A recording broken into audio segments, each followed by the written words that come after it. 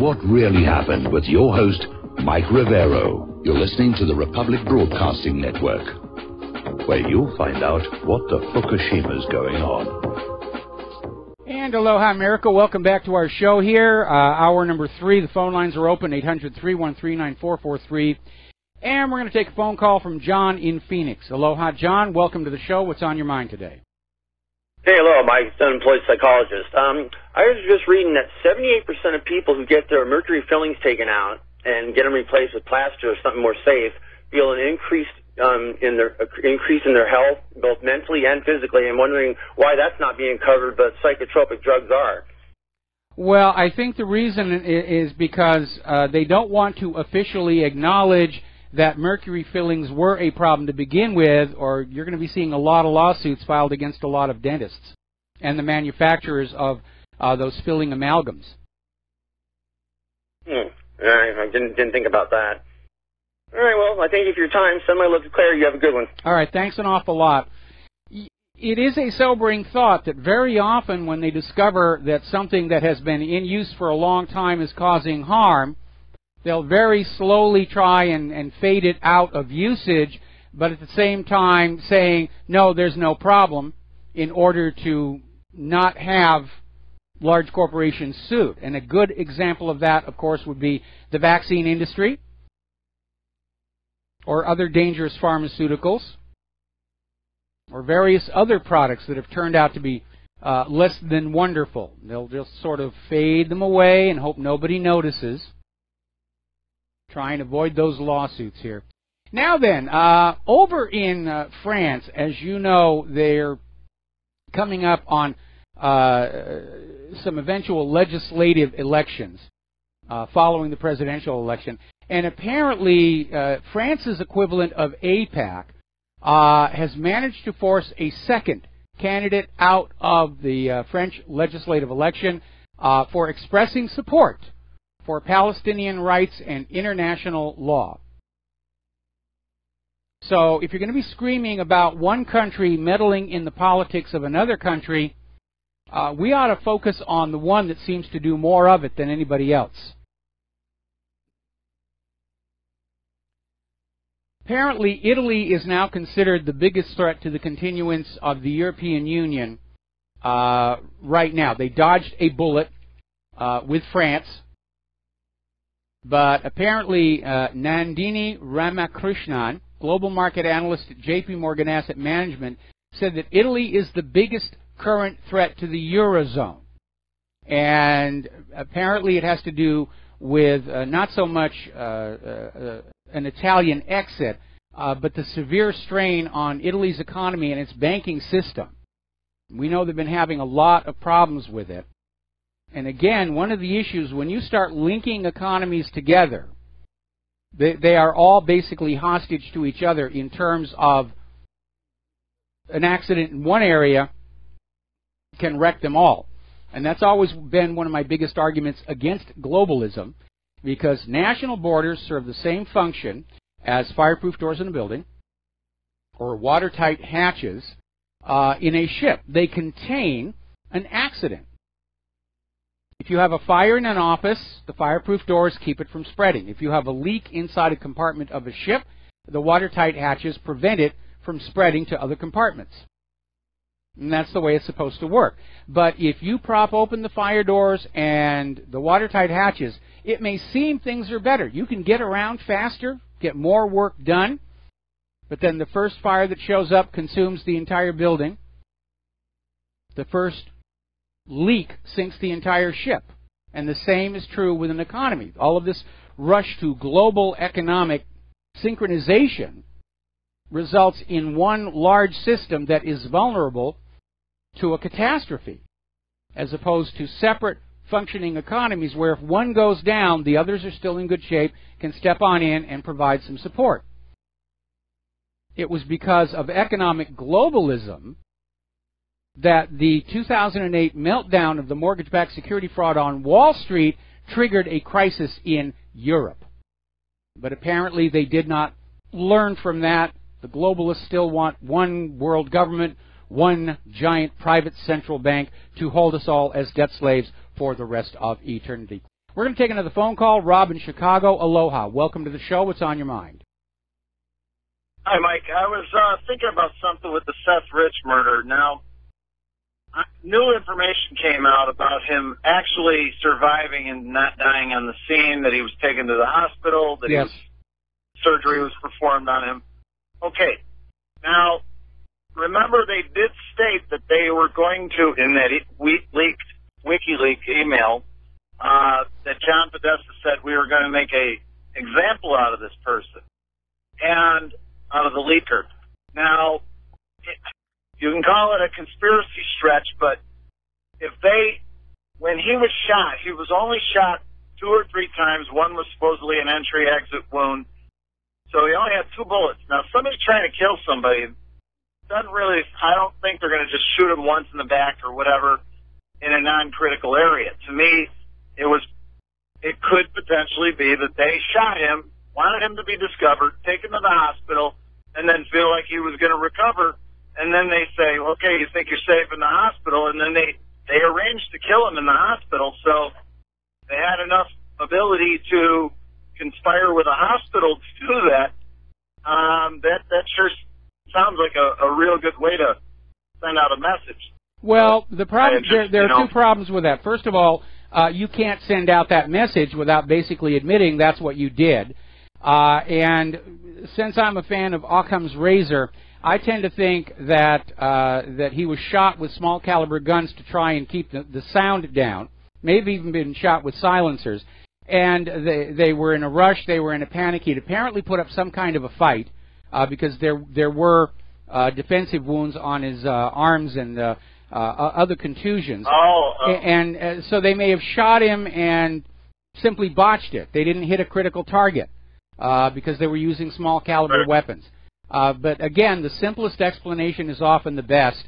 And to be very clear, the Podesta email said that he wanted to make an example of a leaker, even if they didn't really have a strong case that they were a leaker. But that was the attempt to send out the message to everybody else working for Hillary and the DNC. Right. And we know now that Hillary had bugged the computers of her own staff.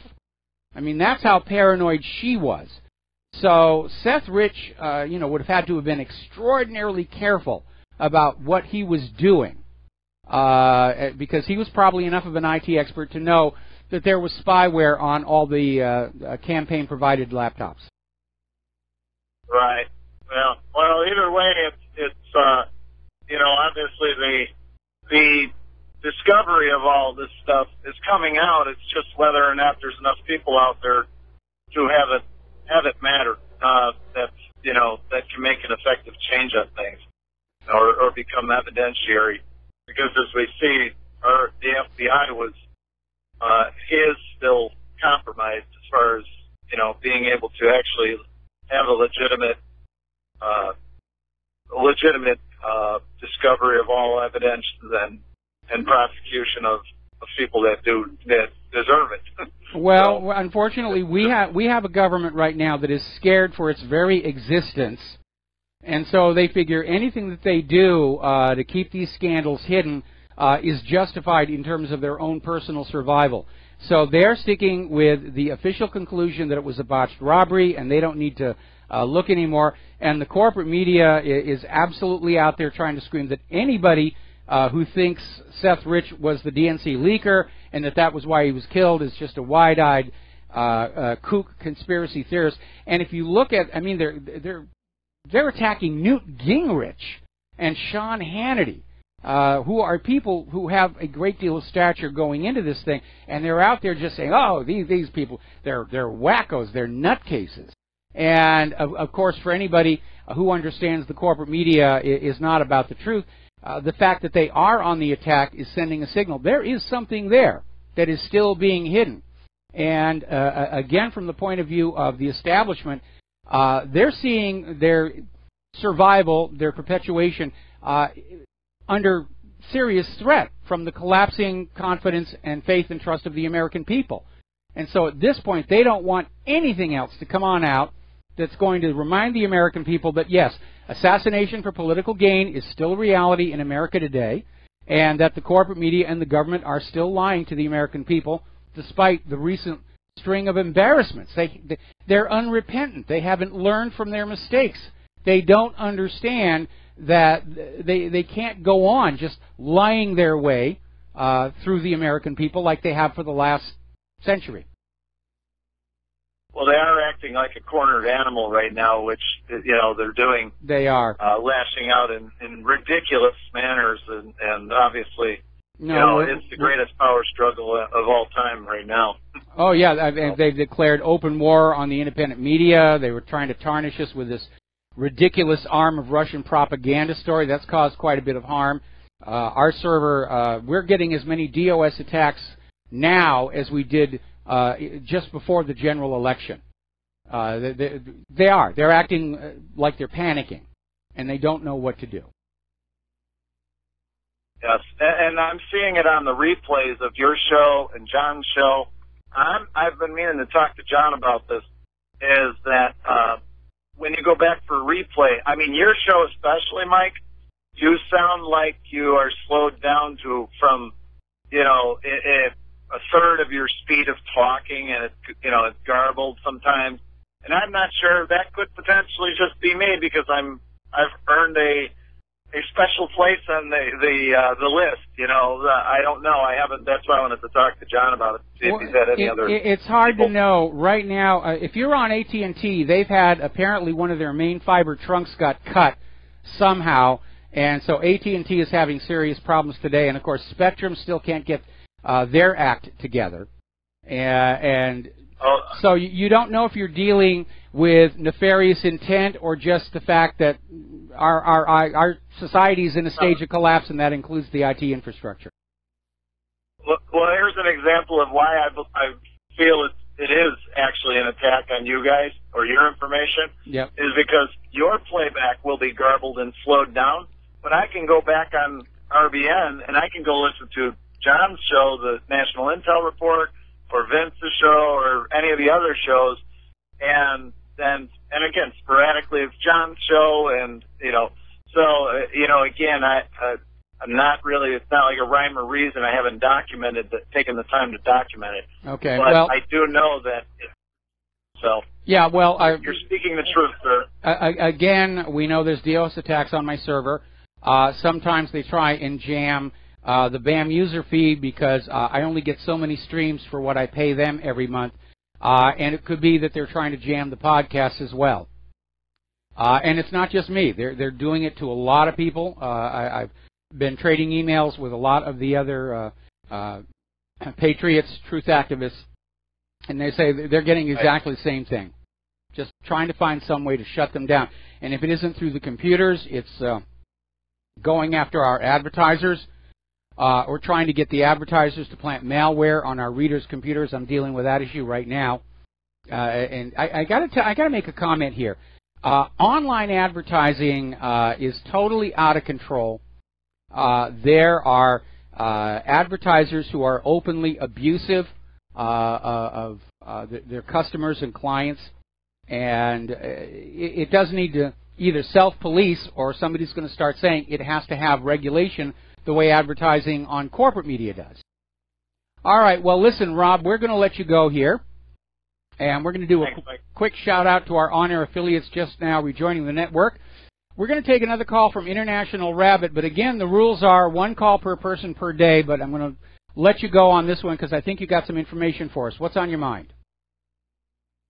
Bonjour. I just found out that information, stumbled across it, about the Bilderbergers.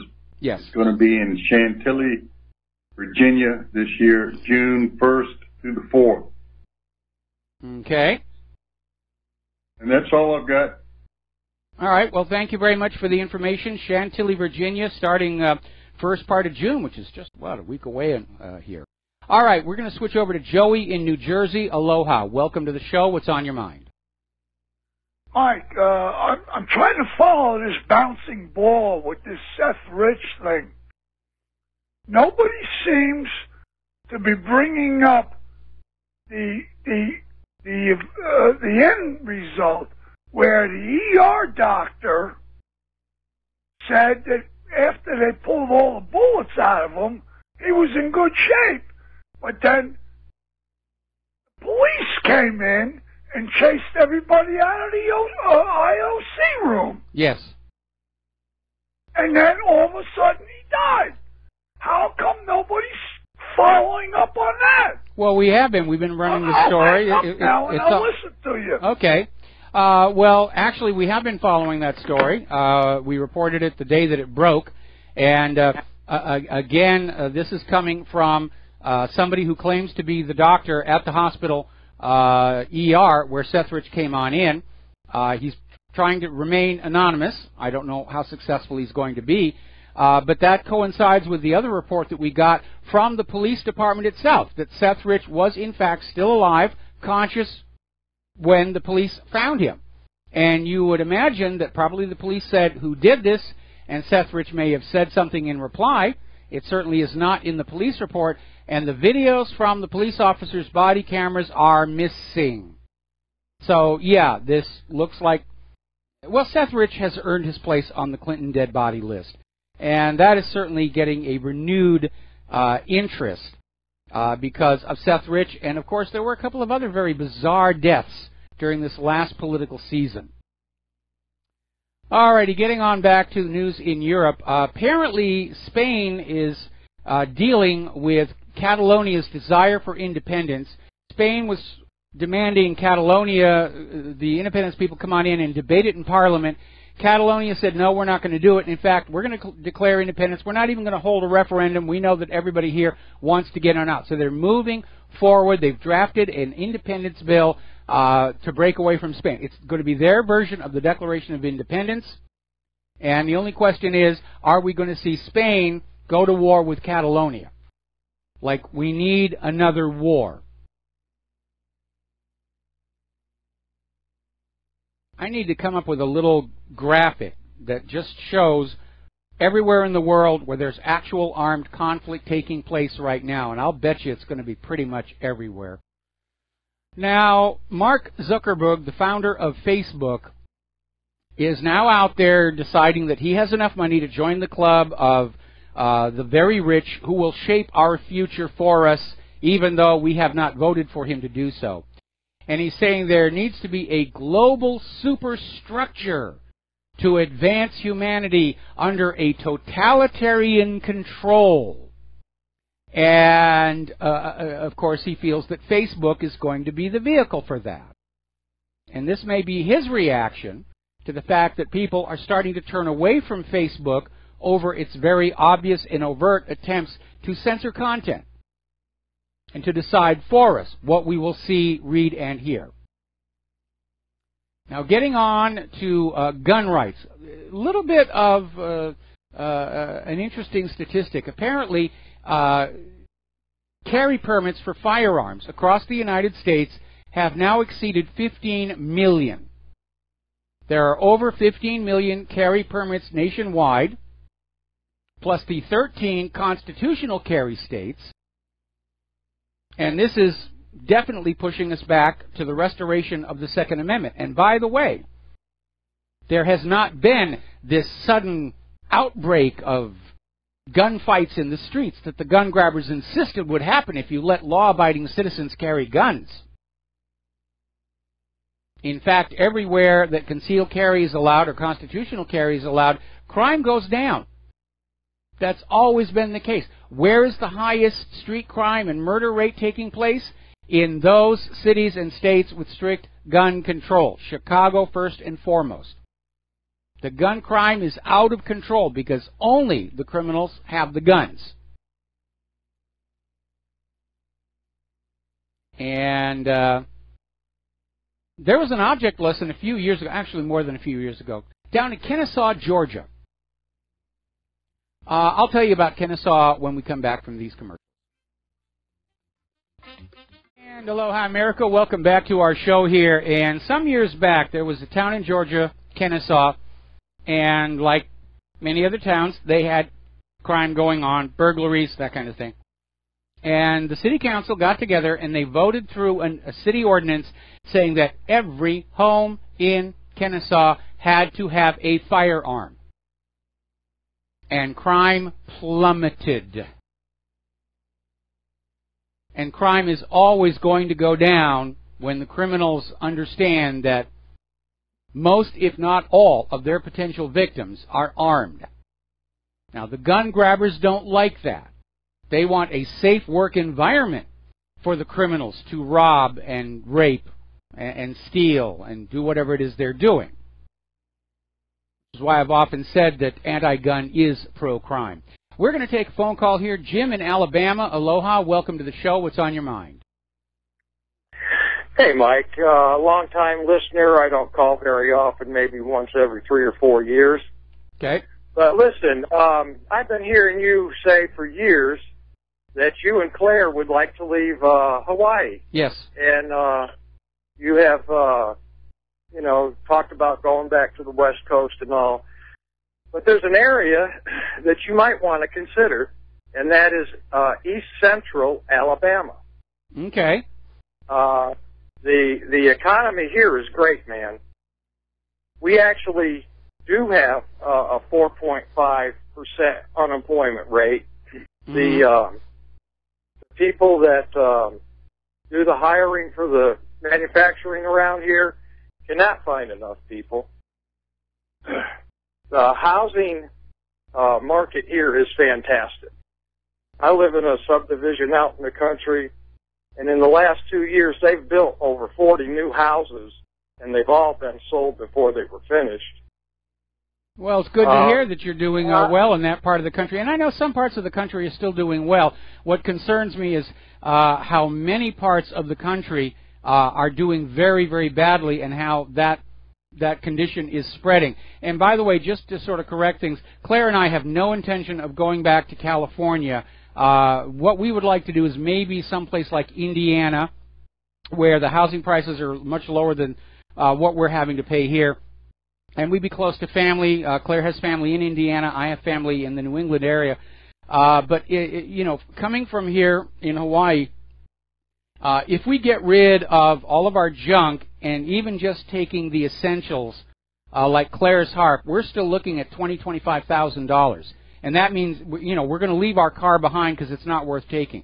But all the estimates we've got from the moving people, it's still $20,000, $25,000 to get us back to the mainland. And that's basically just taking the computers and a couple of pieces of furniture and basically selling or throwing away the rest and having to restart from scratch at the other end. And it is rather amazing. But Claire and I have become what are known as Hawaiian sourdoughs. We're sour on Hawaii, but we don't have the dough to leave. Well, anybody else who's listening, and is looking to relocate, Alabama's not that bad. I mean, I've lived here for about 7 years. In the area here in Auburn, Opelika, the police are friendly. They're not off the chain killing somebody every other week. And, it's really not too bad here. So, for anybody out there listening and you're looking to relocate or looking for a job, check into East Central Alabama on the I-84 or I-85 corridor. It's not too bad. Okay. Well, I mean, it's a beautiful part of the country. I mean, I'm originally from the eastern part of the country, and so I know what it's like back there. And yes, it was a thrill to come out here and live in Hawaii, and we didn't think it was going to be as permanent as it turned out to be.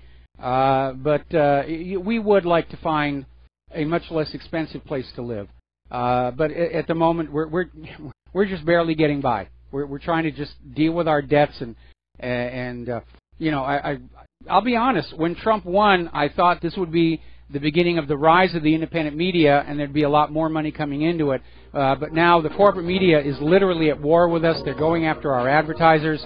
And so it's a very ugly time here. But who knows what the future will bring. Thanks for the call, Jim. We're going to let you go and take time for a commercial. We'll be right back. And aloha, America. Welcome back to our show here. And getting on back to Donald Trump's travels to Saudi Arabia. The White House has just issued a statement joint with Saudi Arabia saying it is necessary to maintain Syria whole and united And they're saying the conflict must be solved through political means with the country's unity and territorial integrity maintained. That is a major policy shift from the U.S. side, which was talking about carving off safe zones and a new Kurdistan, and I'm wondering just exactly where that came from. But it is a major policy shift, if true. All right. Now then, do you remember the big stink that happened a couple of years ago over the fact that the Nestle company was literally sucking water out from California's aquifers for mere pennies? And it turned out their water permit had expired years ago. It was just years ago, and it was this big stink, and nothing ever really came of it. And it turned out that the Forest Service, rather than Nestle, were supposed to maintain the water permits, and they never really did. And it turned out that there was this one individual named Zimmerman who basically played a key role in not letting this get out of control.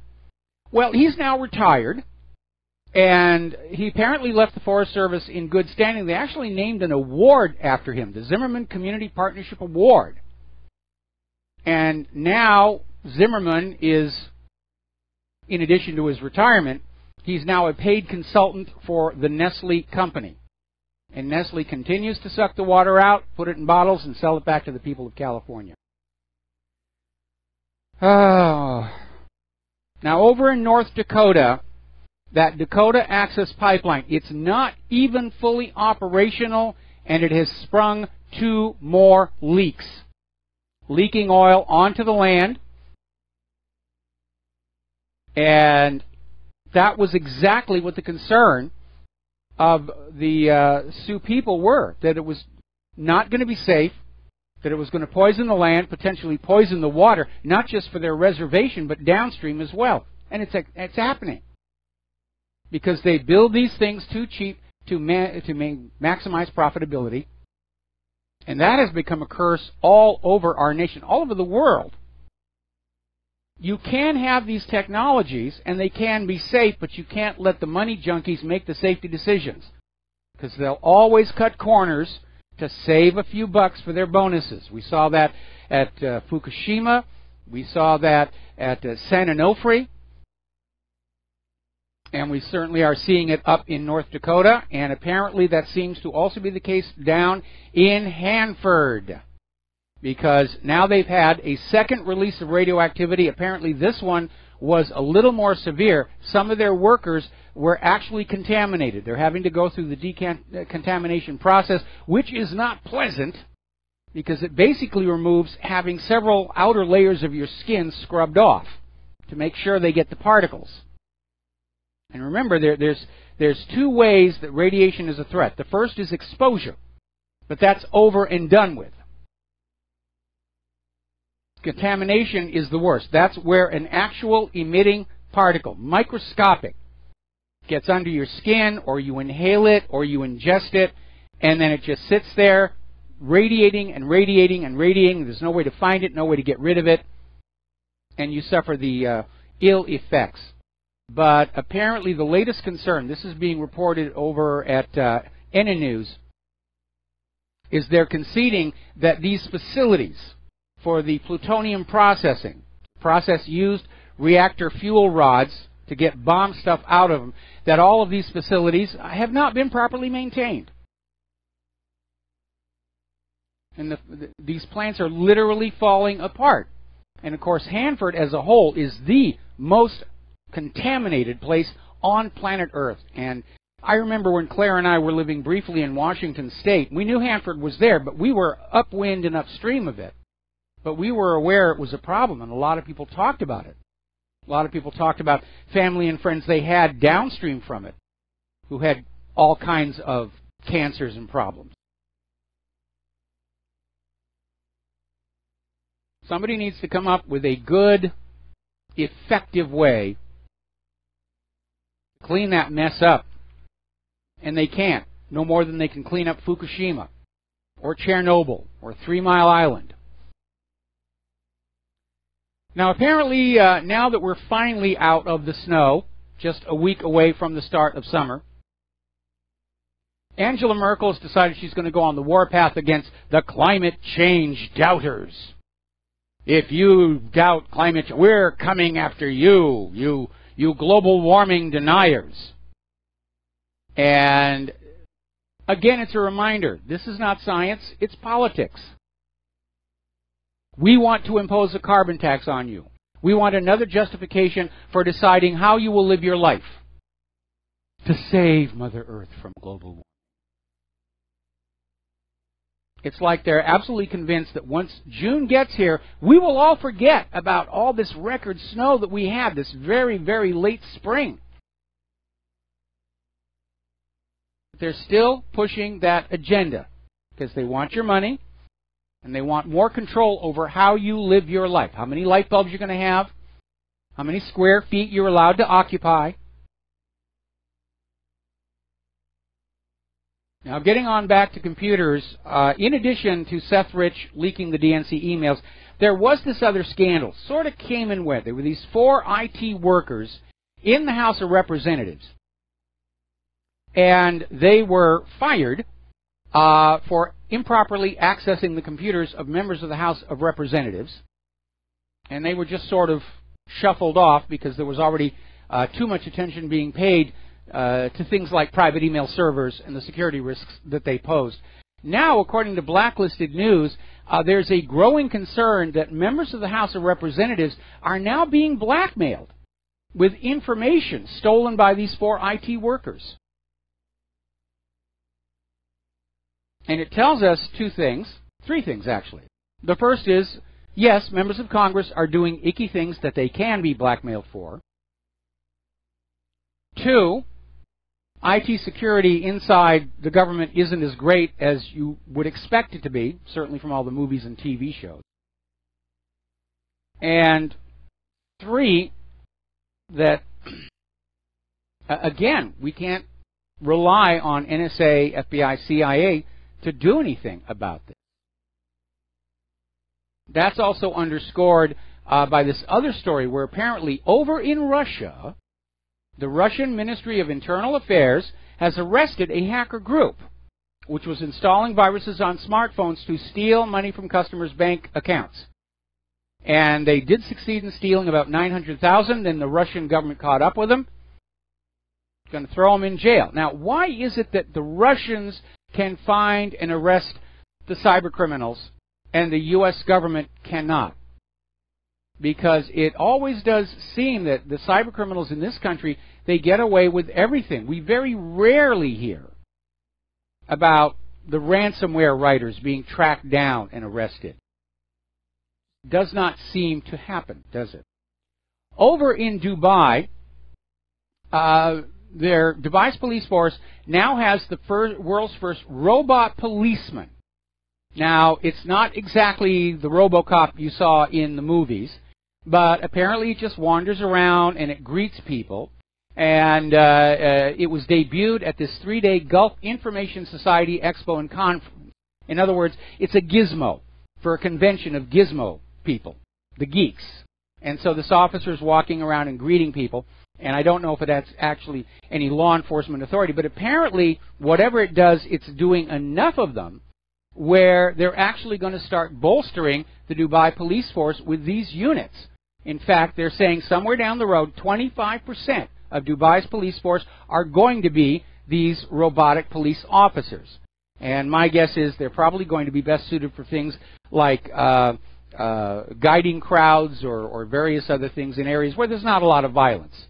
I'm sure the technology is still in a very, very early stage. But we have seen some amazing things coming out of Boston Dynamics. They are moving along on that. And it's fun. Robots are a lot of fun. There is a new ransomware out there. And apparently it is using 7 different cyber exploits from the U.S. National Security Agency. And the new malware is called Eternal Rocks. And this worm is much more dangerous than WannaCry because it does not have any kind of a kill switch built into it. This one is unstoppable. And it was discovered by a Croatian tech security advisor, and the warning has gone on out. So thank you, NSA, for developing these very, very dangerous cyber weapons and not taking good care of them.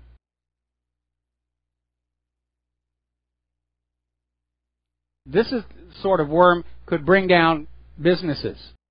WannaCry paralyzed the National Health Service. This could actually bring down computer networks in banks, which gets on back to that earlier caller saying that if your money is inside a bank's computer and the computer network goes down, how do you get it out? Good time to maybe make sure you got most of your cash at home. Or this could be the beginning of a new virtual 9/11. And who are they going to blame for this one? Oh, it's the North Koreans again. No, it's the Iranians. It's the Russians. We have to go bomb them.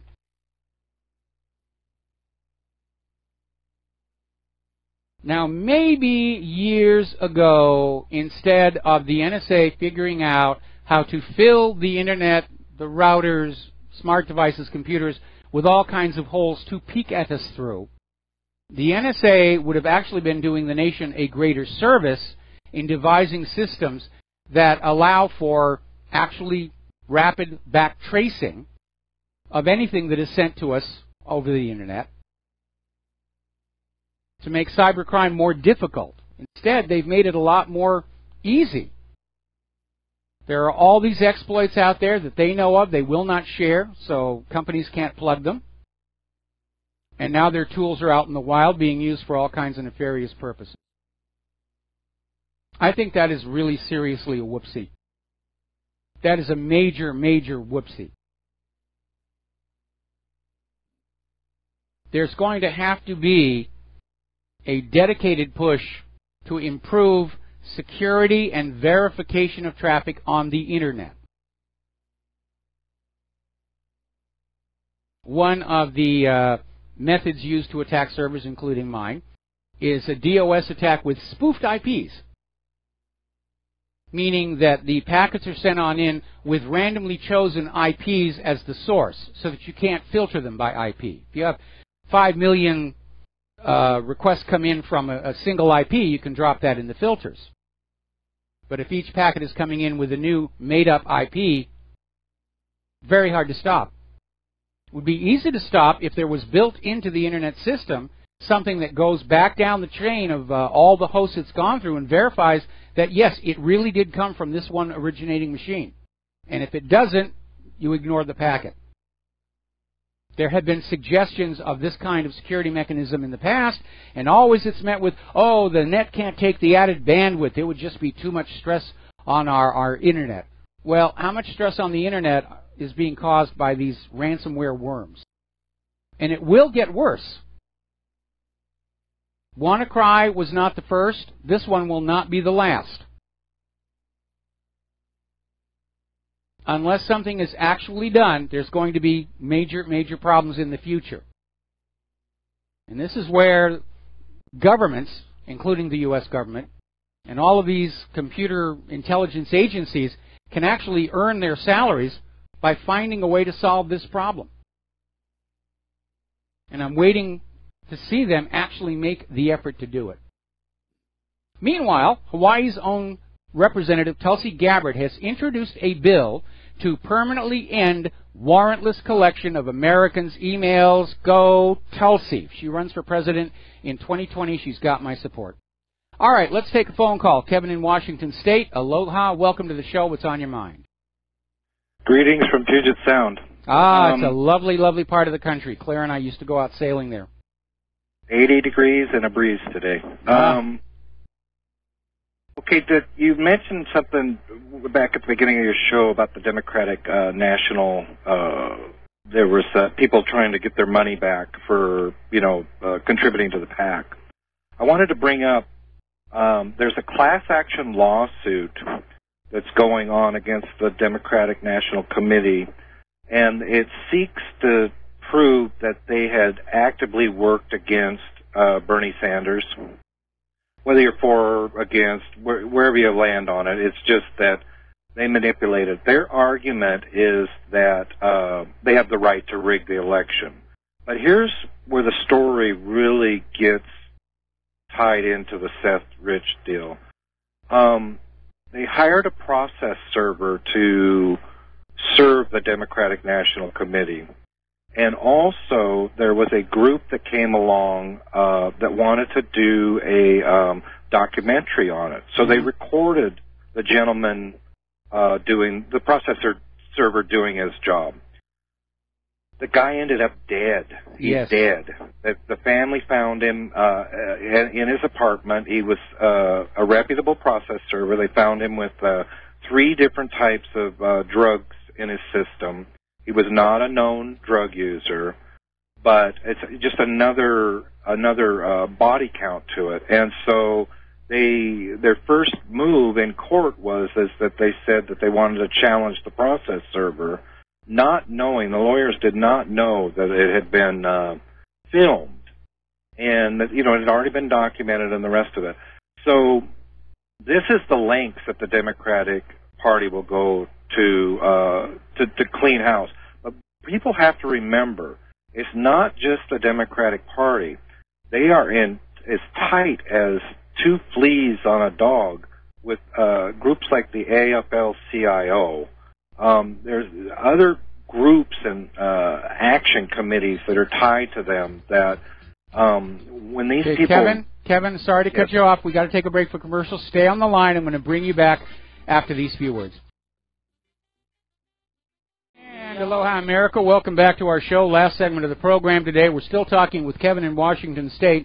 We're talking about Sean Lucas, who was a gentleman who actually served the Democratic Party and Debbie Wasserman Schultz for this class action lawsuit regarding the fact that the Democratic National Committee threw the nomination to Hillary Clinton, and they wanted the lawsuit to be delayed until after the November election, and they tried to claim that they were not properly served. And of course, Sean Lucas wasn't there to testify, yes, I served them on thus and such a day, but there was a video made.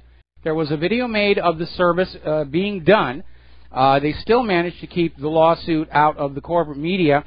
And again, as Kevin was saying, the Democrats are literally trying to defend themselves from the class action lawsuit by saying that the Democratic National Committee has the right to overrule the voters or ignore the voters and just decide what candidate they want.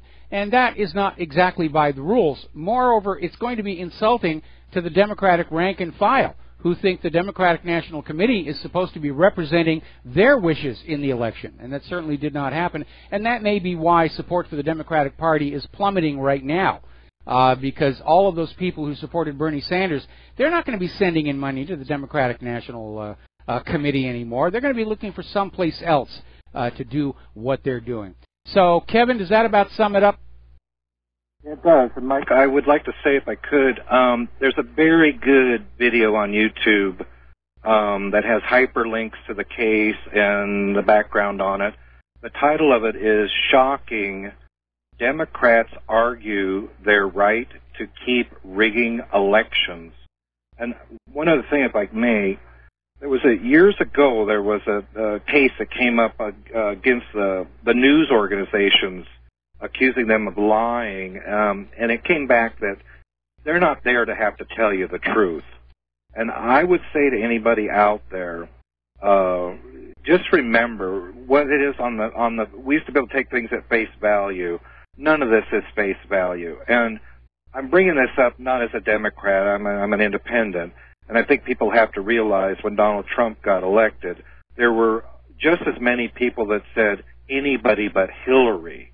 And so it wasn't that people were for Donald Trump. It was just anybody but Hillary. Well, that was kind of my attitude. That was kind of my... If Bernie Sanders had won the nomination, I probably would have supported him. Well, Mike, I guess it goes back to this whole deal that what is on the face value, you send your money into something, like the Clinton Foundation, where 97% of it was kept, and, the people in Haiti never got the money. So, at this point, the knowledge is out there, and so we stop being victims to all of this, and we actually start being volunteers to it, because the information is there, Mike. And you keep up the good work. Even though we got the same weather you got in Hawaii, have a blessed day, okay? All right, thank you. Well, it's a little warmer here in Hawaii than it is where you are. There's the music. Time for the end of the show. I got to go talk to Jim Goddard up there in Vancouver. We'll be back tomorrow, Wednesday, here on the Republic Broadcasting Network. Until then, share what you learn here with everybody that you know, and we just need to keep putting the truth on out there and keep pushing back against those liars. We'll be back tomorrow. Aloha, America.